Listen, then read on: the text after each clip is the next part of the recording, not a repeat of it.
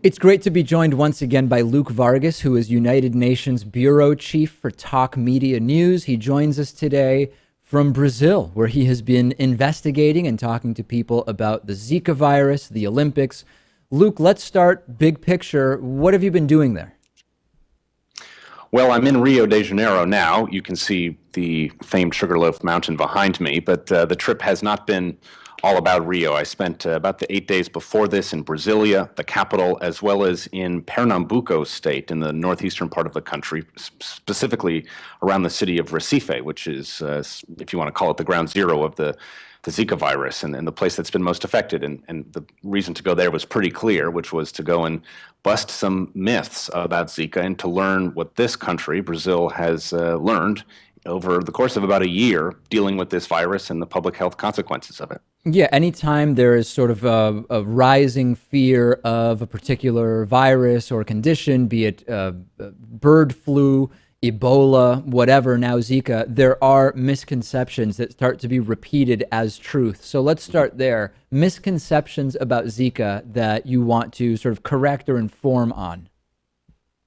I've got two. The first one is that, look, the Zika mosquito, it is called the Aedes aegypti, is an equal opportunity biter. It's going to not know a poor person from a rich person or a visitor or someone who's from Brazil, but it is going to find many more of the poor based upon where it likes to live. This is a mosquito that ideally lives or breeds indoors in standing water. It preys on the poor, not the American style poor, but people who have essentially no running water. People who have to go outside to gather water, or when there is running water, they will be stockpiling it in their bathtubs or sinks or in cups. People without indoor toilets, so they are forced outside to use the bathroom. People with no trash collection in their neighborhood. I mean, these are not the sort of this is not an environmental portrait of many people in the United States, but it is something very common in various parts of Brazil. It is something common throughout the Caribbean and other parts of Latin America.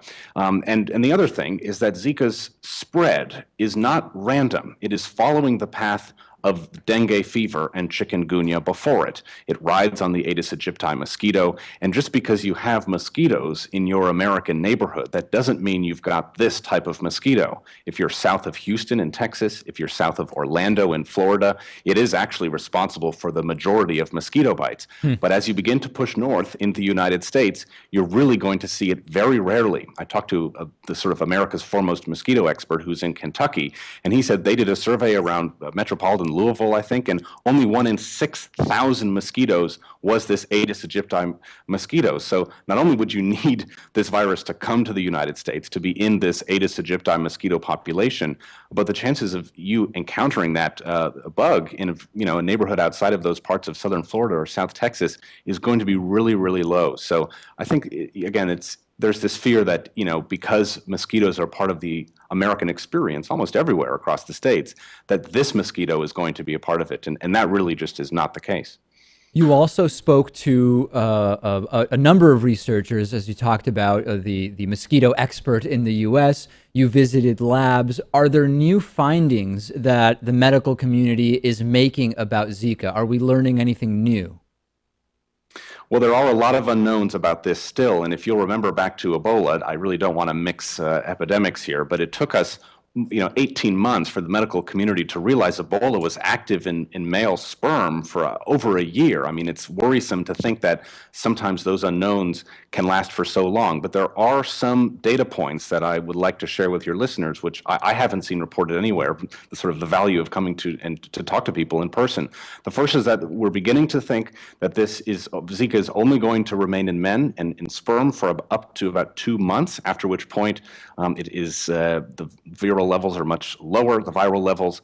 And in women, this figure is even less. It looks to be somewhere around 2 weeks, after which point the ability to pass it on quite so easily begins to go down dramatically. So those are some very interesting findings. And the only other tidbit I'll throw out, and it's relevant to what I was talking about, the risk of encountering this specific mosquito in the United States, is that there's some early indicators from the area around Recife where they've been studying mosquitoes, and they are finding less than 1/10 of 10% of the Aedes aegypti mosquitoes in that area actually have Zika in them. So I'm not a mathematician, but you multiply, the risk of seeing this mosquito in the U.S. versus the fact that even in the most Zika sort of saturated areas, the risk of any one bug carrying this virus is so low, and your sort of chance of having any one bite that you encounter being the one that passes Zika onto you is actually quite low. So don't run to the bank with those statistics, but there's sort of early data points which I think begin to shed some light on this, and I think are better than they could be. Those numbers could be much worse,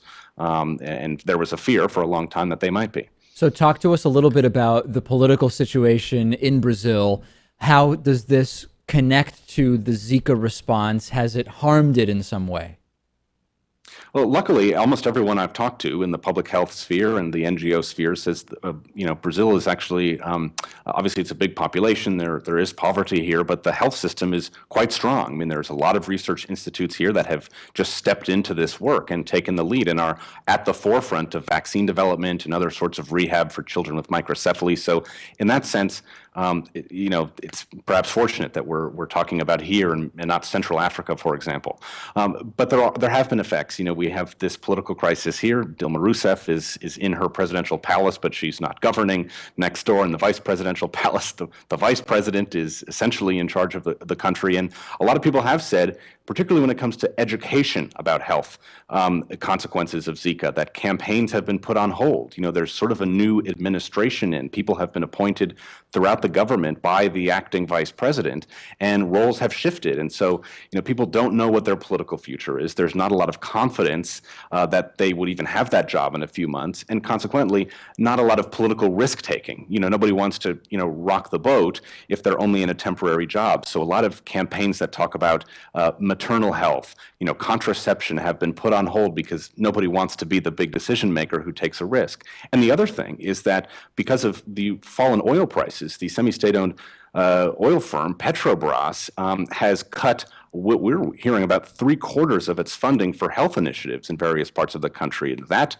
firm was responsible for funding a lot of cutting-edge research, and because of the economic situation here, problems in the oil market, that money has dried up. So yes, there have been, I think, ripples felt in the health community because of this political crisis. So let's talk Olympics a little bit. If you've been following Olympics-related headlines for the Olympics that are coming up soon in Brazil, you've probably read concerning headlines about police. You've heard about dirty water. You've heard about venues that are not yet ready. You and I have already addressed Zika risk, which has been a concern for some athletes who have pulled out. Is this shaping up to be a disaster? In some ways, it looks inevitable.